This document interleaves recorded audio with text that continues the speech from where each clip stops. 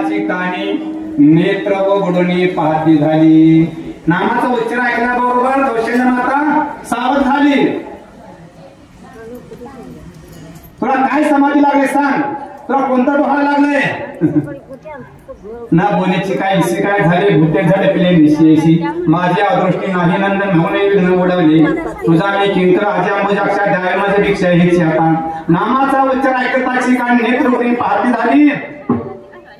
ना राजा म्हणे काही अशी अवस्था, काय ब्रह्मचित्ता झाला असे. तुला कौशल्य काय झालंय? कौशल्यामध्ये विश्वाचा मी आत्मा स्वय असे राम, मज माझे भ्रम कायचा असे. मला भ्रम असतोय काय? सारा विश्वाचा नियंता मी आहे. विठाला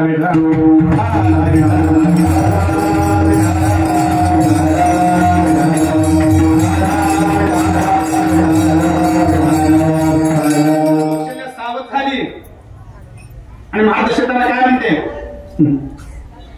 रावणे हे केले लग्नामध्ये विघ्न असे की स्मरण तुझ लागी. आणि रे धनुष्य, आणि रे कुणाला बोलते? महाराज दशरथांना. बायका बिघडल्या म्हणजे नवऱ्याला काय काय बोलतात, कुणाचं सांगायचं नसतं, कधी सांगायचं नसतं.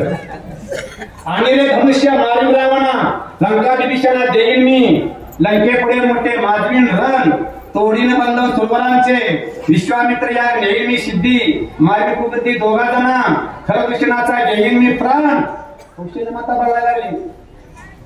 धनुष्य मोडीन भुजाबळे, ध्याती मज त्याची बहुत आवडी, न विसरले घडी त्याशी कौशल्य चोढाळा.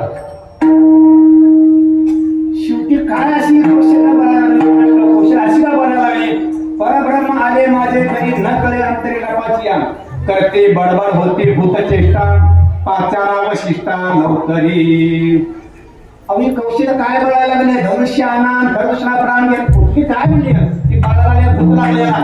वशिष्ठाला बोलवा, येवणी वशिष्ठ पाहे कौशल्यशी, नावती तयासी अष्टभाव.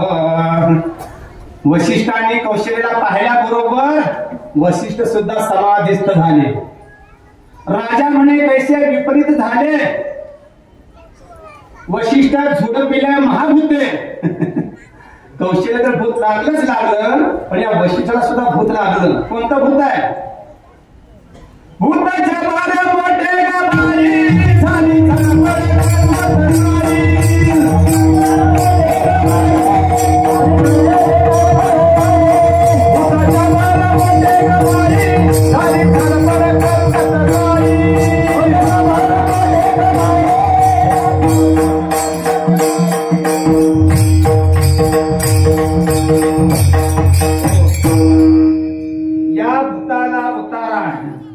लिंबू नारळ उतारा, या भूताने धैला थारा. कोणतं भूत आहे?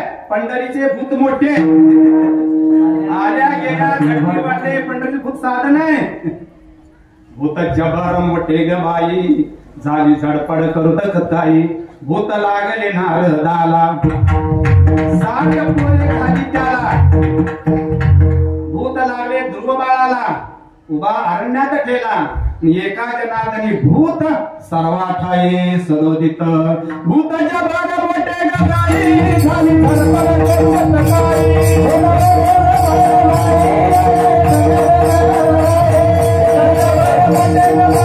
झाली धडपड करूत काही.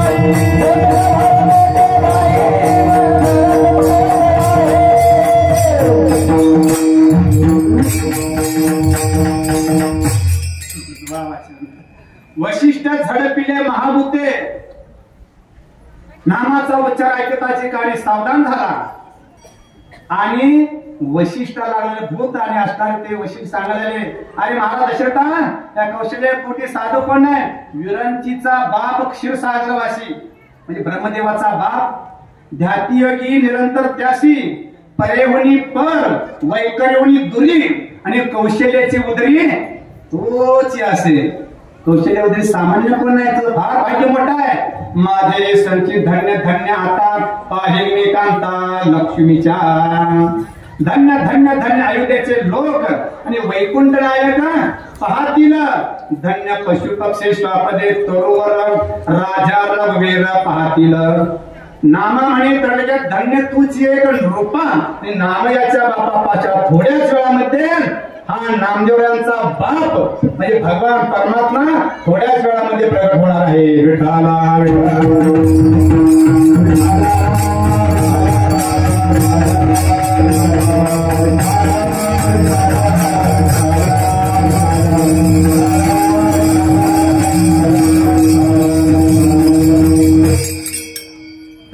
धन्य तोचे एक नृपा नामयाच्या बापा पाहासिले. 9 महिने पूर्ण झाले. आता भगवान परमात्मा प्रगट होणार आहे. प्रतिपदेला वाटतंय माझ्या काळात जर भगवान परमरामचंद्र अवतार आले तर माझा मान वाढणार आहे, माझं महत्व वाढणार आहे. प्रतिपदेने क्लेम लावला, प्रत्येक तिथीने क्लेम लावला.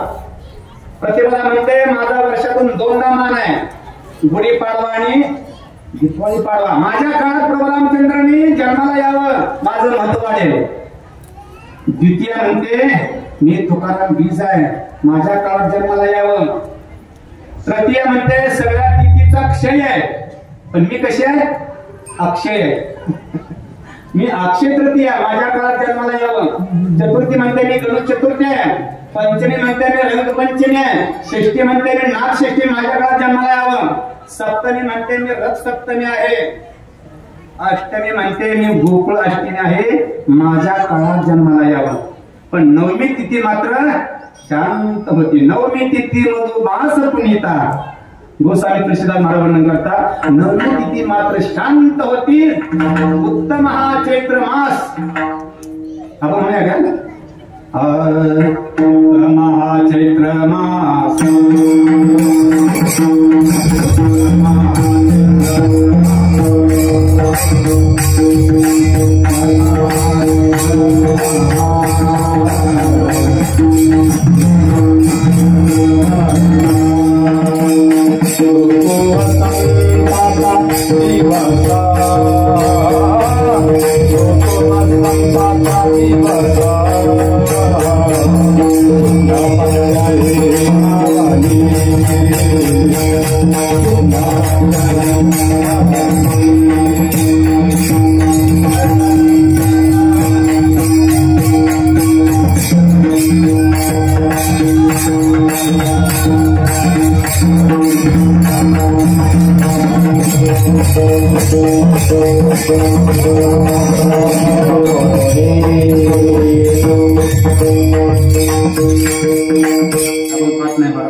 उत्तम हा चैत्र मास ऋतू वसंताचा दिवस.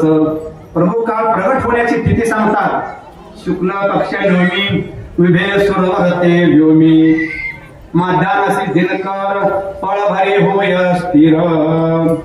सूर्यनारायण विचार करतात आज माझ्या वंशामध्ये प्रभू रामचंद्र वंश कोणता आहे? हरिवंश आहे. म्हणून आज प्रभू रामचंद्र प्रगट होणार. म्हणून माध्यानासी दिनकर पळभरे होय स्थिर. आपली गती थांबवली सूर्याने. माध्यानासी दिनकर पळभरे होय स्थिर.